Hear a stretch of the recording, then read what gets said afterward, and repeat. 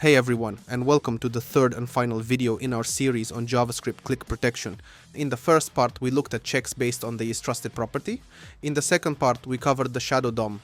As we saw, both of these techniques can be bypassed with a simple tamper monkey script. If you haven't seen those videos, you can find the links in the description to get caught up.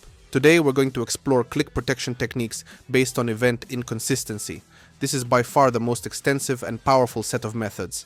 These techniques can't be beaten with Tamper Monkey, so by the end, we'll have to bring out the big guns, the Chrome DevTools protocol, or CDP.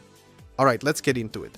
As always, we'll be using a simple clicker as our guinea pig. We've got a score display and a button. When you press the button, the score goes up by 1. Here's the basic HTML markup for the app and the JavaScript code. We have a button with a click listener attached. When the button is clicked, the score increments by 1 and the text updates. And since we're using IDs, we can access these elements directly as global variables. It's all pretty straightforward. Let's also make sure we can generate programmatic clicks using button.click. There we go. We call the button.click method, and clicks are generated by running this command. This is how scripted clicks work in the simplest case. Now, we're going to break down why this method of generating clicks is actually completely unreliable and can be defeated almost 100% of the time using checks for event inconsistency. The very first thing we can do is to simply listen for a different but similar event instead of click. For example, mouse down. So now, we're not actually subscribing to the click itself, but to the event of the mouse button being pressed down. Let's go back and refresh the page. As you can see, for a real user, nothing has changed. Clicks still add points. However, if we try to call button.click like we did before, you'll see that it no longer works. There you go. As you can see, this method has been completely neutralized by a simple change, switching from click to mouse down. This is a classic example of event inconsistency. The handler is set for one event, but you're trying to generate a different one. Someone who doesn't know any better might assume the click method will always work. And as we saw in the most basic scenario, it does. But with just a tiny change, the method becomes totally useless. It doesn't generate clicks. The counter doesn't increase. Meanwhile, for a regular user, everything is exactly the same. They can still click the button just fine. You might have actually run into a similar situation in those Telegram tapper games. In those cases, they'd use touch start here instead of mouse down, since the assumption was that these games would only be opened on mobile devices. So instead of mouse events, they'd specify touchscreen events. In that scenario, if we refresh, mouse clicks no longer register. To click the button, you have to switch to mobile device simulation mode. Only then do we see the counter go up. The app is catching a touch event instead of a mouse event, so if you tried to access it from a regular desktop browser, you wouldn't be able to click at all. That's how they implemented a basic defense against desktop-based clickers. But let's go back to mouse down and figure out how we can try to programmatically click a button that's listening for a mouse down instead of click. As we've established, the standard click method won't work here. It gives us no result because we're subscribed to the mouse down event, not the click event. However, we can still generate this event using a special method called dispatch event. This method is designed for programmatically dispatching events, and we can essentially pass any event we want to it. We can create a new pointer event or mouse event, it doesn't matter in this case, and specify the name of the event, mouse down. If we do that, as you can see, the programmatic click goes through. We can generate scripted clicks this way. We're subscribed to mouse down and we're generating mouse down. Now let's think about what we can do to defend against this. A concept called bubbling can help us out. Bubbling is when an event on a child element bubbles up to its parent elements. In our case, we're clicking on the button. This means the mouse down handler on the button fires, but we're also technically clicking on the wrapper, the body, the HTML, and the document, on all the parent elements. In other words, we can listen for the mouse down event on those parent elements. Here we have the wrapper element, where we can also attach a mouse down handler. Let's just add a console log here to confirm that the event was generated. Wrapper mouse down. Let's see what happens. We have a mouse down on the button and a mouse down on the wrapper. We refresh the page. We click. As we can see, the points increase and wrapper mouse down also fires. So when we click the button, the wrapper mouse down event also triggers. But if we generate the event programmatically like this, the wrapper mouse down event will not fire. We can use this to set up a check that will detect this discrepancy. The thing is, this problem is actually quite easy to fix. Dispatch event has a second parameter for options, where you can pass an object with a bubbles property set to true. If we generate the click this way now, we'll see that the event will bubble up.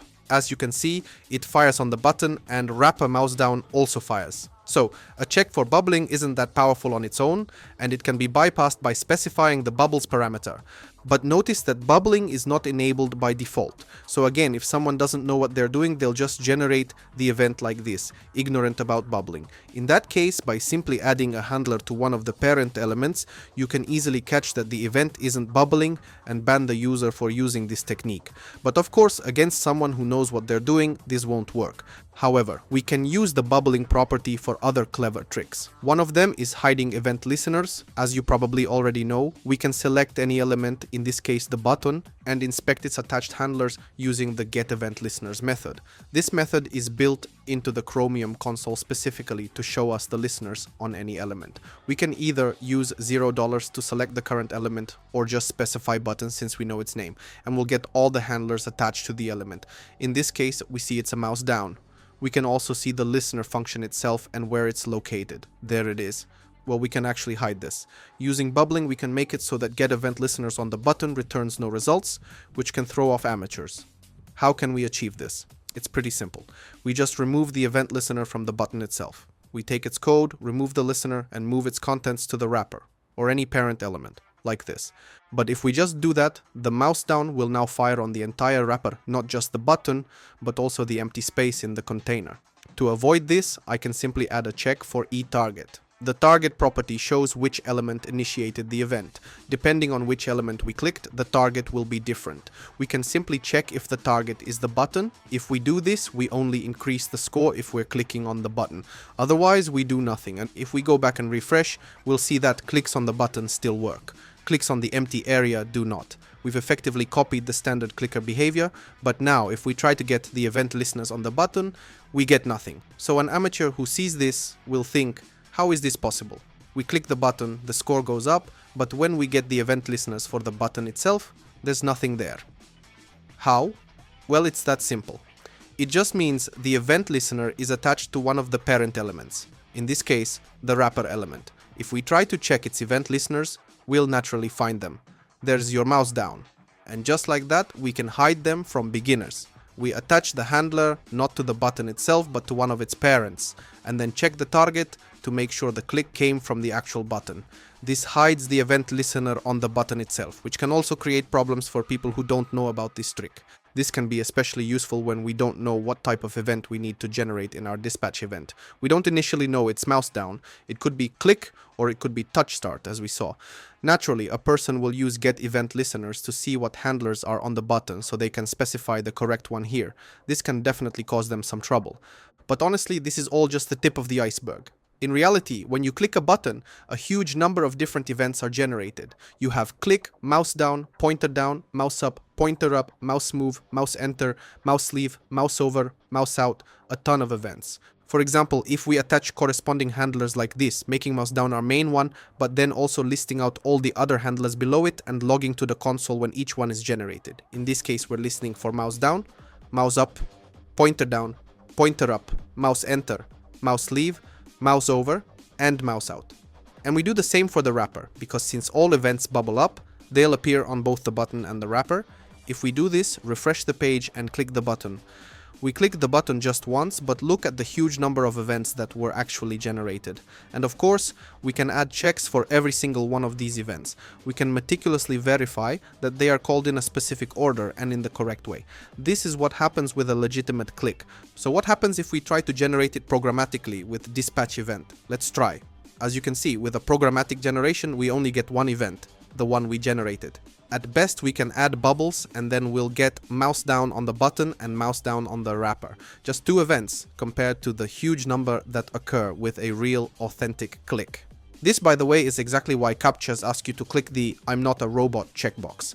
Because if you click it honestly, like a human, you generate this many events. But if you try to do it programmatically via dispatch event, you'll only get two events. And of course, the decision is made based on how you click the button. Even though mouse down fired in both cases, the difference is significant. Here's an honest click and here's a dishonest one, and that's how the system decides. So now you know that even a simple action like clicking a button on the web has a huge number of nuances. It can be done in very different ways, and this is precisely the information that CAPTCHA systems analyze. As a baseline demonstration, I can leave just two events, mouse enter and mouse leave, which occur when we move the cursor onto the button and then move it off. I move the cursor over the button, mouse enter fires. I move the cursor away, mouse leave fires. Using these two events, I can maintain a canClick variable. When mouse enter fires, my cursor is over the button, so I set this flag to true. If I move the cursor off the button, I can no longer click, so I set canClick to false. And with every click, I check this flag. This baseline solution works perfectly when I'm clicking honestly. However, if I try to do it with dispatch event, as you can see, it doesn't work. For it to work, my cursor needs to be inside the button, meaning the mouse enter event has to have fired. When the mouse leave event fires, it stops working. The flag is set to false and I can't click. But of course, you'll say that I can programmatically generate these two events, and you'd be absolutely right. Indeed, if I use dispatch event 3 times, one for mouse enter, then a mouse down, and then mouse leave, I can of course successfully click programmatically. The score goes up 1, 2, 3, 4. So I was able to bypass it, but as you saw, there can be a huge number of these events. And for you to list them all here in the right order with the correct timing, I think you understand that this is very, very problematic. In this simple case where we're only checking for mouse enter and mouse leave, basically whether the cursor is over the button or not, and setting a flag based on that, yes, we can use dispatch event to first generate a mouse enters event, then click, then generate a mouse leaves event, and it will work. But in reality, there can be significantly more checks of this nature, and you won't be able to bypass them this way at all. As a final demonstration, let me show you the following clever check. We'll add a special div inside the button. It's absolutely positioned, has the same dimensions as the button, a z index of 999, and completely covers the button. Since this div element is inside the button itself, it means that clicks on it and events on it will bubble up to the button. This means the handlers on the button will fire just as they did before. Here's the simple code for adding this div element to the page using JavaScript. Of course, the button itself needs to be position relative, so that the position absolute div is position relative to it. In this case, we're just adding the element at the start. It's located right here, but we can of course add it at any inconvenient moment and check how clicks behave when this element is present. We have a special flag, anti-cheat block shown, which will indicate whether this banner is visible or not. We can also use a set interval to, say, show and hide it every 5 seconds, adding it to the page, removing it from the page, and build our verification system around that. Because when this block is visible, when it's on the page, all our clicks on the button will also pass through this element. More accurately, we'll first click on this element, and then the event will bubble up to the button itself. If this element isn't there, if we remove it, the clicks will only go to the button. And we can check for this. We can create a variable that shows whether this block was clicked. Inside the block itself, we'll add a listener, not for click, but for mouse down. Of course, all the same checks that apply to the button are also applicable to it. It makes sense to apply all of them, but for now we'll just attach mouse down and it will set this flag to true.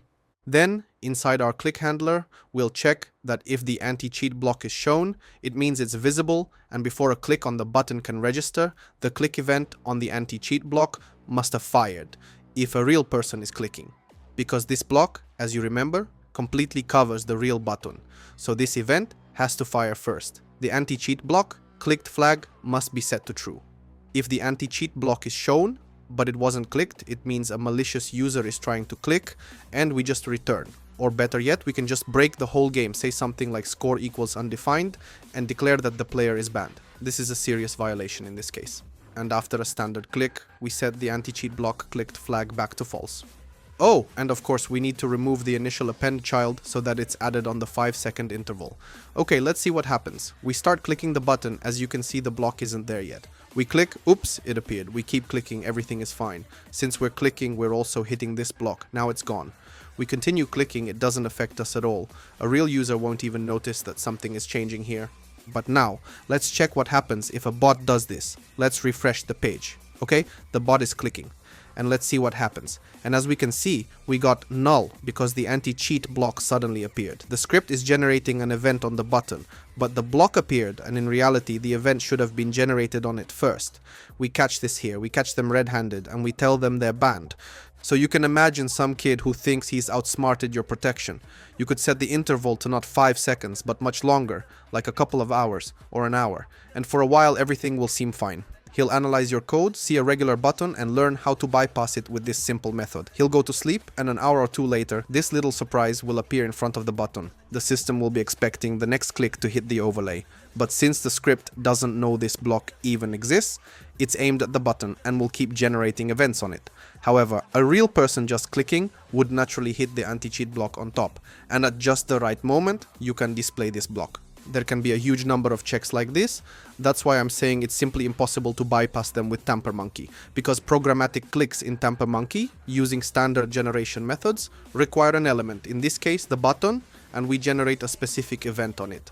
Besides the fact that, as we've seen, there can be a vast number of these events, and there can be checks for bubbling, on top of all that, we are tying ourselves to the button itself. And as we just saw, that's a fatal mistake, because another element can appear covering the button, and the system will check that you clicked on that new element instead. Detecting this event would be extremely difficult because you don't know when it will happen or what might appear there. You think you know the system completely because you've analyzed it, but you don't know what might show up in an hour. Some transparent element might appear covering the button, and if you don't click on it and instead continue clicking on your button element, that's an instant ban. The system will realize it needs to ban you because it showed you a transparent banner and you didn't click on it because you kept clicking your button. Okay, let's switch back to the 5-second interval. I think you get the point of this protection method. Now, let's finally think about how we can generate programmatic clicks in situations where, as we just realized, various random elements can appear and then suddenly disappear, things can get covered up, and all sorts of completely unpredictable events are being generated and checked. How do we deal with all of this? As we've established, TamperMonkey won't help us here because there are just too many potential checks. To generate programmatic clicks, we'll have to use a more powerful method, one that's used in automation. This method is called CDP, the Chrome DevTools protocol. This is the protocol that DevTools uses to communicate with the browser engine. And in this case, the Chrome DevTools protocol has a special method, input.dispatch mouse event, which allows you to generate a real mouse event at specific coordinates within the browser window. There's also input.dispatch touch event, by the way, if you want to generate touch events. And with this event, we can generate these clicks for real, just as a user would. Various CDP libraries like Puppeteer use similar methods. So if you use Puppeteer, keep in mind that under the hood, it's also using this method to generate a programmatic click in a specific part of the page. And since this click imitates a real user's click, we no longer need to find a specific element to use it. That's the whole point. When a user clicks, they don't select a specific element. They just click at certain coordinates, and then the browser itself figures out where the click happened and generates the necessary events. Our anti-cheat system takes advantage of this. The script doesn't see what it's clicking on. A real user clicks and they should hit the div. If the script hits the button instead of the div, it's a bot. Therefore, in this case, we need to use input.dispatchMouse event to simulate the behavior of a real user as closely as possible. For demonstration, let's use a special tab called the Protocol Monitor. Go to More Tools, Protocol Monitor. If you don't see it, go into Settings, then Experiments, and enable the Protocol Monitor. This will open a tab where you can see the actual CDP commands that your DevTools exchanges with the browser engine. By the way, this can be really useful if you want to figure out how to do something with CDP. Just do it through DevTools and watch which commands are actually sent to the browser engine. But in our case, we're going to be sending commands. We'll find our tab, and the command we want is input.dispatchMouseEvent. Here, we specify mouse pressed, meaning we've pressed the mouse button down. You can also release it or use the scroll wheel. We also need coordinates to specify where in the user's viewport we are clicking. Let's see where we need to click. We'll select our button. Let's try to get its getBoundingClientRect to get the coordinates of the rectangle where the button is located. We see here left is 8 and top is 260, so coordinates like 10 and 270 should land on the button.